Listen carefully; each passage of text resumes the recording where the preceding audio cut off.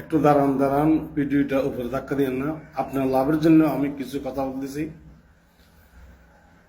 আমি ফোরকান, আমার তো আপনারা চিনেন, আমার অনেক টিকটকে অনেক ভিডিও আছে।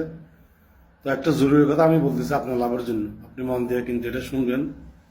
আপনি কি চিন্তা করেছেন আপনি যে প্রতি রাতে দেরি পর্যন্ত ঘুমান, এটা কি সমস্যা, কি ক্ষতি হবে?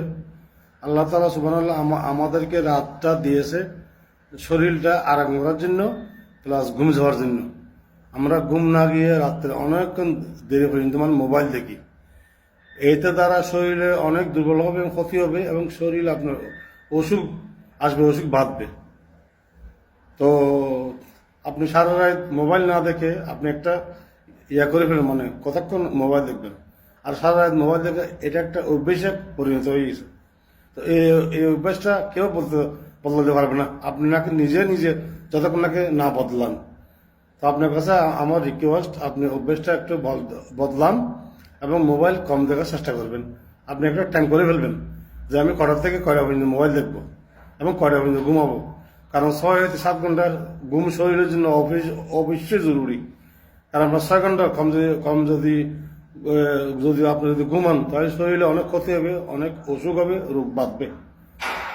তা আপনি একটা চিন্তা করেন, এটা আপনি কতক্ষণ মোবাইল দেখবেন, দেরি পর্যন্ত মোবাইল দেখিয়েন না। আপনার কাছে আমার বিশেষভাবে অনুরোধ, অনেক ক্ষতি হচ্ছে, অনেক ক্ষতি হবে, ব্রেন এফেক্ট, শরীরে অনেক অনেক সমস্যা আছে, ঠিক আছে?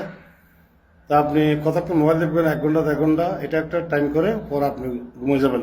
এটা আপনার কাছে আমার বিশেষ অনুরোধ। বর্তমানে এখনকার মানুষের আগের মতন আয়ু পায় না। আগের জমানার মানুষের অনেক লম্বা আয়ু পাইছে, বয়স পাইছে। এখন তাড়াতাড়ি লোক মারা যাইতেছে। তার মধ্যে একটা কারণ হলো এই যে রাত্রে দেরি পর্যন্ত, গভীর রাত্রে পর্যন্ত মোবাইল দেখা। আপনার কাছে আমার অনুরোধ, আপনি গভীর রাত্রে পর্যন্ত মোবাইল দেখিয়েন না। একটা আধা ঘন্টা 1 ঘন্টা যা দেখেন, একটু টাইম করে পরে আপনি ঘুমিয়ে যাবেন। আপনার কাছে আমার বিশেষ অনুরোধ, এই কথাটা আমি আপনার লাভের জন্য আমি বলতেছি, ঠিক আছে? এই ভিডিওটা আপনি আগে শেয়ার করে দিবেন আপনার বন্ধুদেরকে, ওনারাও যেন দেখে, কারণ এটা খুব জরুরি কথা। শরীরের জন্য খুব ঘুম প্রয়োজন, খুব জরুরি। বেশি রাত পর্যন্ত জাগিয়েন না।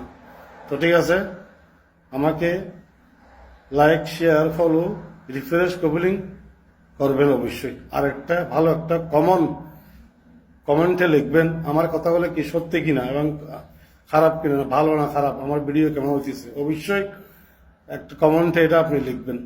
ওকে, ধন্যবাদ।